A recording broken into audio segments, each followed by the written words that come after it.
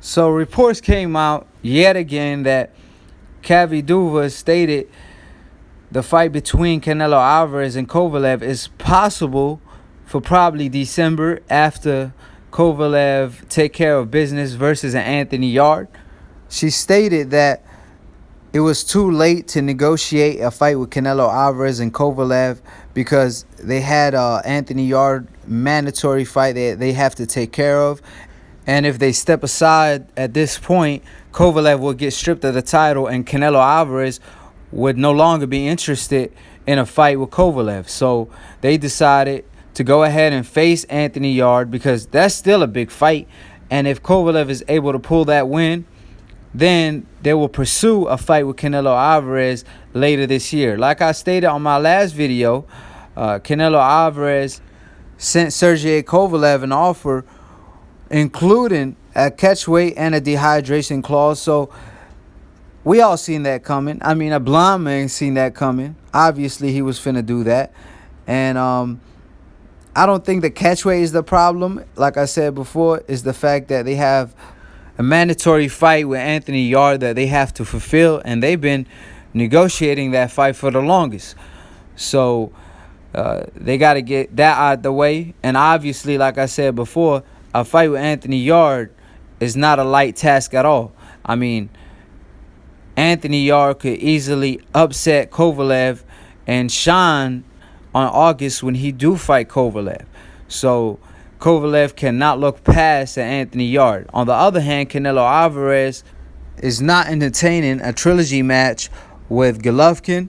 Golovkin might fight Munguia next, which that's a good fight, but it's not a fight where hardcore boxing fans going crazy over. I mean, it's a good fight. It's a better fight than Kovalev previous fights. At least he ain't fighting a tomato can or a cab driver. But it's definitely a huge step up from his previous opponents. But it's not a hardcore boxing fan dream type of match.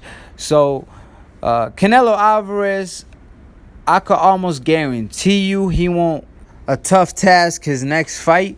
It probably most likely will be a light touch either at the light heavyweight division or at the 168-pound division. And then he possibly get ready for a Kovalev fight in December. Like I said, if Kovalev is able to secure the win versus an Anthony Yarde, which is not a guaranteed fight for Kovalev. That's a hard fight for Kovalev, and you got to give credit to Kovalev for willing to fight the best competition in his division, even though I don't personally like the guy because obviously he is a racist. However, I give credit where credit is due when it comes to the boxing ring. Unlike Canelo Alvarez, who avoided the best competition around his division, like he did with Charlo, where he got stripped of the title because he ain't willing to fight Charlo, and he not trying to fight Andrade either. However, Kovalev, on the other hand, he fighting his mandatory. And you don't hear Kovalev team or Kovalev himself say, I ain't fighting Anthony Yarde. Who have he fought?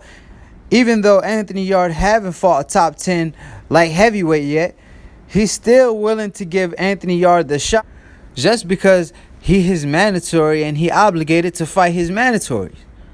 Unlike Canelo Alvarez, where Jamal Charlo is way more proven than an Anthony Yarde, it's a way bigger fight than a Kovalev versus an Anthony Yarde.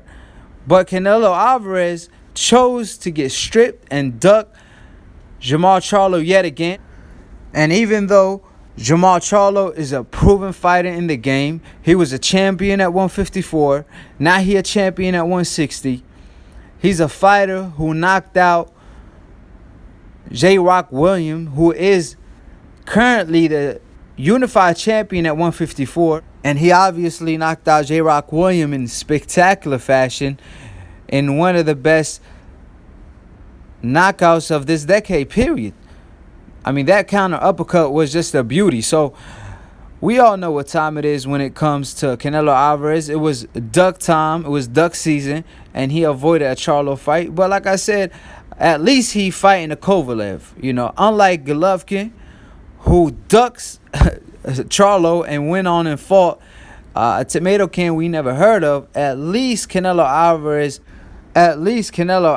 is looking forward to fighting Kovalev. Unlike Golovkin, who's out here ducking and maneuvering and cherry picking, and he done went down in history as the biggest hype job and the biggest cherry picker of our decade, if not maybe of all time. So we'll see what happens. Like I said, I keep y'all informed when it comes to this topic. So subscribe below if y'all trying to get smarter by the minute. If you're trying to get dumb about a second, don't, and listen to these casual ass fans. Now, for the people that say, oh, Canelo Alvarez after the Kovalev fight, man, he gonna call out Andre Ward. Man, please. If he ain't trying to fight Charlo, I don't want to hear no damn Andre Ward. Man, Andre Ward will smoke Canelo Alvarez. I don't care how long he been in retirement. Let's not forget. Y'all be forgetting that Floyd Mayweather schooled Canelo Alvarez for 12 rounds and won every round. Even though Canelo Alvarez was the bigger guy, he outweighed Floyd Mayweather by 20 pounds. That was his natural weight division. Floyd Mayweather had to move up a division. Floyd Mayweather was an old fighter at that time. I think he was 36 or 37. Subscribe to my channel in the description box below. Peace, and we outie.